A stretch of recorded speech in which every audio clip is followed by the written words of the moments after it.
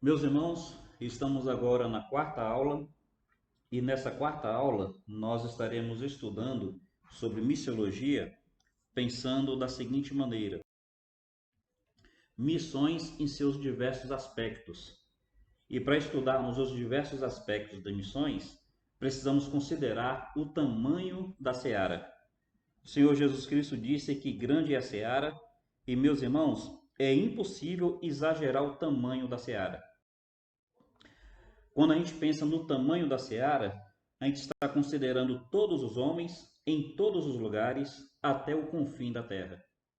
A gente vai pensar na questão geográfica, linguística, étnica, política e espiritual. Realmente, grande é a seara. No mundo hoje, nós temos cerca de 193 países. Então, veja o tamanho da seara em termos políticos. 193 países. Mas em cada país, por exemplo, no Brasil, nós temos diversos povos, diversas nações. No Brasil, nós temos 300 povos indígenas. Então, é um país, mas dentro desse país, diversas nações. Aí percebam o tamanho da seara. Olhando para a questão do alcance do evangelho, pelas estatísticas, 93% desses povos foram alcançados. Mas isso é estatística, não quer dizer que todos os indivíduos tenham sido alcançados, apenas representantes desses povos. E 37% estão entre aqueles que nós chamamos de povos não alcançados, uma dimensão da seara que precisa ser mais valorizada. A gente já ouviu falar da janela 1040, e quando a gente pensa na janela 1040, a gente considera ainda mais o desafio da seara. Então, no mundo são 24 mil povos. Desses 24 mil, 8 mil precisam ser alcançados. Em termos linguísticos, são 6.287 línguas. E dessas, 4.500 não tem nenhuma parte da Bíblia traduzida. Meus irmãos, pelas estatísticas, 85 mil pessoas morrem a cada dia sem nunca ter ouvido de Cristo. Grande é a seara.